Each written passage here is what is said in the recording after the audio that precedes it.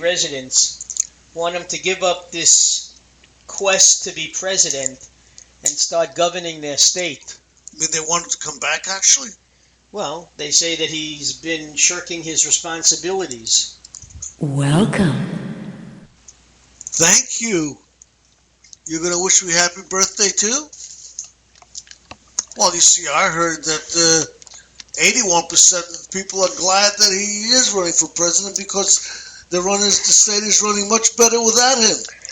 That was the line that was used with Spiro Agnew when he was governor of Maryland, and then Nixon touted him to be his running mate in 1968, and the people of Maryland were so thrilled because they were glad to get rid of him. So you never know. No, you don't. Gosh. But then tomorrow night, at 9 o'clock on Channel 2, you have the Democratic debate. Yay, Democrats. Well, I'll tell you one thing. At least this last debate was a debate. Well, I tell you, Fox Business News did an excellent job of, preparing questions having to do with the economy. There was very little exchange amongst the participants. Yeah, they kept pretty good control of them. As far as denigrating each other. Yeah, they kept pretty good control of everybody, which is good. It's the way it's supposed to be. I hate to say it, but you got to control these people when they're when they're running an office, and there's so many of them out on the podium, and it seems like they don't even like each other. These guys too much anymore. Used to think that they liked each other, but not anymore. Donald Trump was saying he has a plan to humanely deport 11 or 12 million illegals. Katie Tur from NBC said, well, how are you going to do it? He said, it's going to be done humanely. Okay? That's not telling people what you're going to do. Yeah, it's because he doesn't know yet what he's going to do. He's got to come up with something.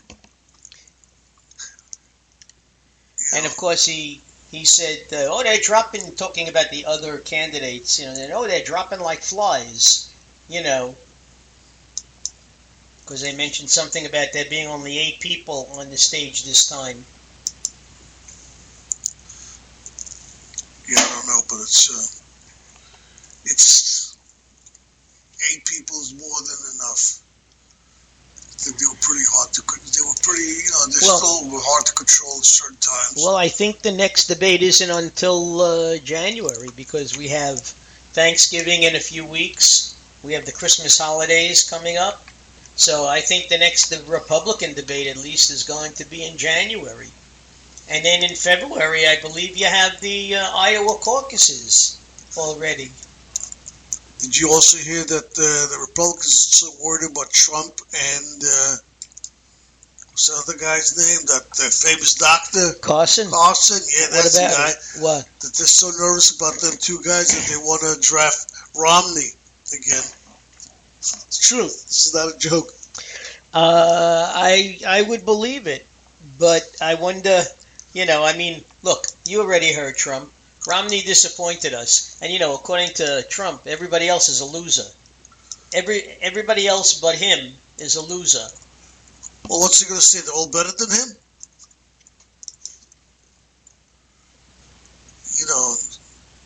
I don't know who's a loser anymore. Everybody sounds like they're losers. And then he had the nerve to cut Carly Fiorina off in the middle and tell her to shut up. Well, she was talking too much anyway. I'm sorry. Every time the bell rang, she spoke, kept talking.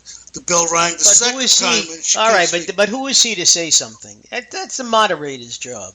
Well, the moderator wasn't good. The moderator did not stop her. They should have, because she did it every time she spoke. she spoke more than she should have, a lot more, like double or more.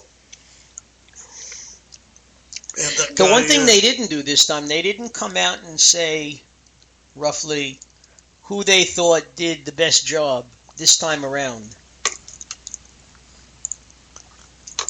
And what do you think? And Kasich was rambling on. Well, I don't think he helped himself too much. Jeb didn't exactly fall on his face, but I don't think he helped himself too much either. He didn't go down anymore more as far as percentage goes. Yeah. I think you got to give up on that, Rev. Yeah, I think You're trying so hard to find a way of doing it. Yeah.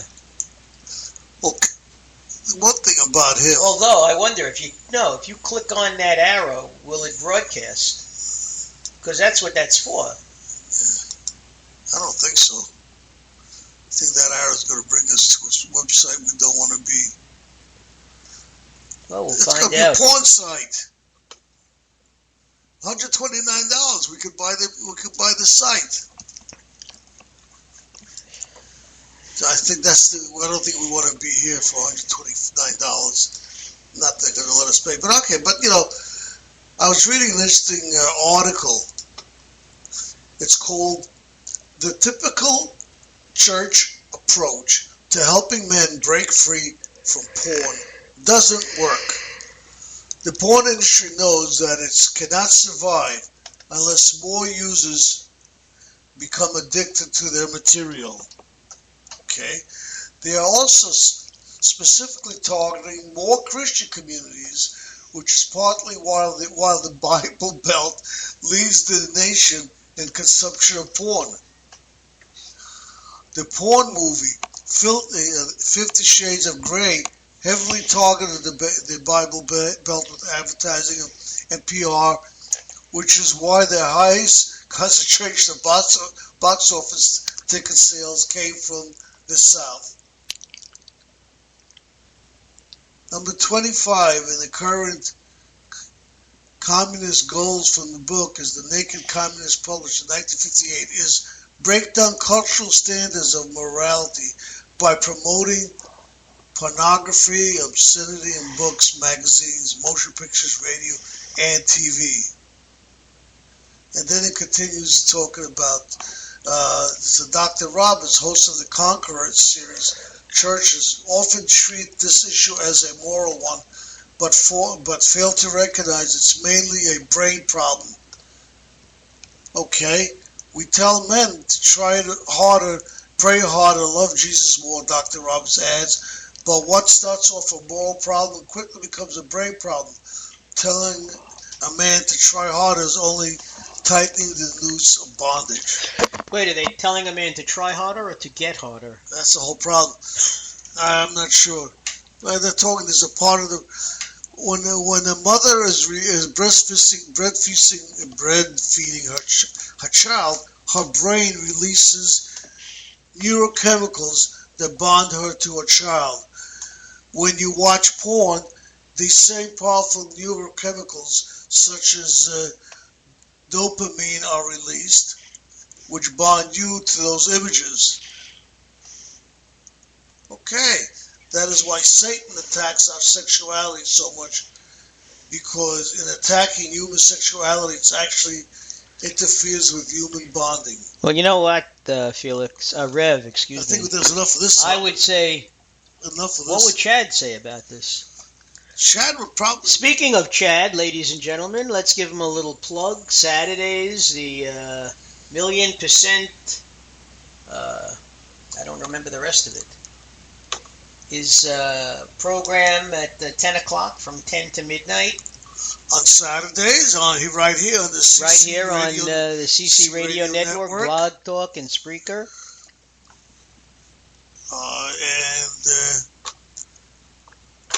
He's always battling his evolution and creationism. And if you listen, you may be lucky enough to hear either the Rebellious Rev or Dr. Mark calling in and voicing an opinion. Which is usually not his. Well, I should say we usually don't agree with him too much. No, we don't. we agreed to disagree, basically.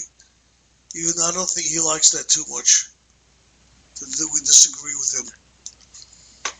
I think he... But I did pose a question to him on Saturday. I said, right now he has young children, and he homeschools his children. He and his wife homeschool their children. And I said, well, what would you do if down the road, if one of your children just looks at you and says, Dad, well, this is a crock. I want to be Hare Krishna. No, not that. I was being very serious. I know. And he said, look, that's always a possibility. He said he would never certainly disown his child or stop loving his child, but he would feel terrible that they couldn't spend eternity together. Yeah. He believes that the Pope will never be in heaven. Or Catholics won't go to heaven, basically. Anybody who's not a Christian definitely will not go to heaven. He said it's a very narrow path that leads that way, and well, I can understand it being a narrow path because you don't want to make it too easy for people. You want to make it difficult, but heaven may want, from his point of view and his standpoint, heaven may be a very wide open and empty place. Yeah, I mean, listen, I've real estate might be very cheap in heaven. Yeah, I've posed this question to him before, to Chad. My parents were both involved in the World War II. My mother is a survivor. My father is the one that helped her survive by hiding her for a year and a half. They both passed away, and he said basically they're both neither of them made it to heaven though. And I told him, I says, if they're not making it to heaven, I said, why would I want to go? I want to join where they are. I told him I cannot believe that the God would be so mean to people that after all they suffered, that now he would send them to hell. Well, but then he quotes scripture, and the scripture sounds just as, it makes it sound very difficult, Yeah.